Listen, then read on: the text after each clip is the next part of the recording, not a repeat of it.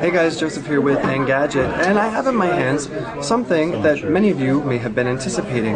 We're here with Samsung, and they're showing us the update to this, which is the GS3, which was inspired by nature. And now what you're looking at here is the Galaxy S4. Yes, that's the actual number 4, not the Roman numeral, and as you can see, it's inspired by the GS3. From a really quick glance, you can see that there's not much difference in the design aesthetic. In fact, it kind of looks like the GS4 is a more stretched out version, and that's because this now sports a 5-inch display, and yes, it is 1080p. It is a full HD Super AMOLED panel, so Samsung's saying that's a first, and it's quite vibrant. If you want to look at this from the side, we're looking at a 7.9mm thickness, which makes it just a hair thinner than the GS3. It's also just a bit lighter at 130 grams versus the 133 of the Galaxy S3. Now, I'm just going to quickly turn it around to the back so you can see they're both white. This is what Samsung is calling frost white, but it's actually a much more pure and vivid white, much more cleaner than what you're going to see here on the GS3 or the Note 2. And of course, since this doesn't have any sort of carrier branding on it, it falls in line with the other designs you've seen on Samsung's global products. Right here on back, that is a 13 megapixel camera, so right away you know it is a bump up from the 8 megapixel on here. And part of the story for the GS4 is the enhanced camera, which Samsung is really stressing. So we'll just go into that really quickly, show you here.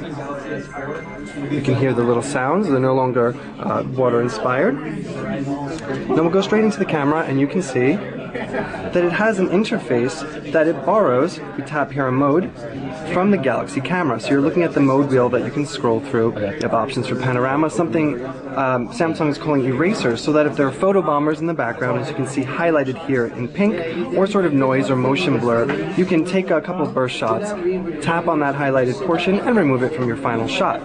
Now, the other big innovation in the camera is that it does a dual recording and dual shot mode. So if you want, you can go ahead and tap this icon, and what it's going to do, we can affect it, is it's going to pop up an option over here which we can scroll through a template. So this is the stamp option, but you can do oval blur, there's a heart shape, and what it does is it'll take the front-facing image and it'll put it there, which we can also swap around if we tap on this icon. And so you can take photos, whatnot, include yourself. There's also dual recording, and that does 1080p video as well. A few other notable things that come in the camera portion are cinema shot, which will allow you to use a burst mode basically, and another notable thing that the camera software includes is drama shot, which will use burst mode basically to create an animated GIF for you.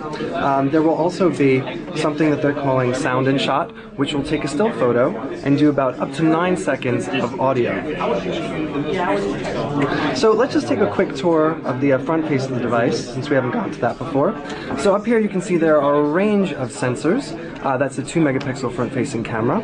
Down here, the same sort of home button layout, except the home button here is a bit blockier. It's more rectangular. It doesn't have that sort of stylized curving of the GS3. And again, the capacitive buttons for back. Let's see if we can turn it on. For back and for the taskbar are there, but they're hidden when you're not affecting them. Over here on the right, you can see there is the volume rocker and a little notch here to pull off the removable back. And we should note that underneath there's a 2600 milliamp hour battery, which is again just a slight bump up from the GS3. And if you're sort of getting the notion here that this is just an evolution to the GS3, well, you've cottoned on to exactly what the GS4 is overall. Down here you can see the speaker grill, same allotment as you've seen on the Note 2. And then here on the left side is a more elongated, it's a bit thinner, more refined looking volume rocker. At the base, you have your micro USB port that is also MHL compatible. Now, the phone will come in 16, 32, and 64 gigabyte iterations. There's also the option for micro SD expansion up to 64 gigabytes, so you should have more than enough memory. Now, one of the things you're probably all wondering is what exactly is the processor inside? And right now, we can't specify the whole story because Samsung hasn't shared that with us yet, but we do know that there will be an Exynos 5 Octa version and some unspecified Snapdragon. It's all depending on regional availability. And as this is a global pre-production model, we can't specify just what we're using. But as you can see, navigation is pretty smooth, although it doesn't seem as mind-blowing as an Exynos 5 Octa should.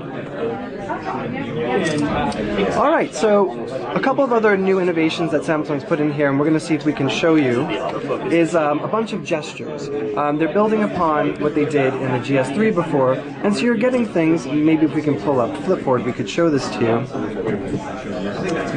It's building it right now. But you can actually go ahead, and if you tap, or actually if you hover, AirView now works with your finger. As you can see here, we had to get pretty close, but it'll show up a preview. Just hover over Flipboard and you can see it pulls up a preview, and then if we hover very closely on one of those, it should affect bringing up the actual article. Now another thing that should be enabled, and you can go ahead and if you pull down for notifications, you'll see this icon grid here. You can go ahead and turn all these on and off. It's a very simple way to toggle them, especially for users that might be overwhelmed by what you're seeing. And while we're in here, we can just go through it really quickly and show you. You still have S-Beam, you still have NFC, you have AirView, which is enabled, which allows you to sort of hover your hand, Air Gesture, which allows you to hover over, up, down, left, or right to scroll through articles. AirView Smart Stay, which unfortunately does not have the eye tracking you've all heard about. What it does is it uses facial recognition to acknowledge when you're tilting the phone up or down to scroll. So we'll go ahead and see if we can show you some of that. Now if we go back to the home screen and pull up the browser here, just by simply waving our hand up or down, we can scroll up and down the screen. We can also go side to side, the camera picks it up, and scroll through different pages within the browser. Now this also works in the gallery as well. A couple of other software features that Samsung has sort of crammed onto the GS4 is S-Translator, which it's baking into a bunch of apps, which will come with support for 10 languages, and also something they're calling S-Help, to effectively make the GS4 work as a pedometer for you. You can also, right here you can see, it'll track your goals, your steps, there's a caloric index you can use. There's a sensor for humidity, temperature in here as well. And to pair with this, there's a whole bunch of accessories that Samsung has sort of created. There's the S-Band, which is similar to something like the Jawbone Up, which sort of dupes the functionality of this and will sync with it over Bluetooth 4.0. There's also a scale, for those of you that want to take it to the extreme.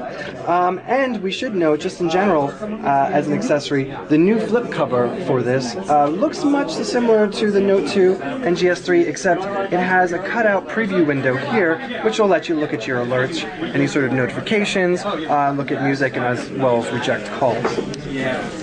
So, for now, we know that the GS4 will be launching in Q2, and in the US it will be on all the major carriers, so that's AT&T, Sprint, that's T-Mobile, that's Verizon, as well as on Cricket and US Cellular. Again, we don't know what regions are going to be getting the Exynos 5 Octa or the Snapdragon variant, but Samsung will elaborate that on a bit later. So that's it. This is the Samsung Galaxy S4. Joseph with Engadget. Thanks for watching.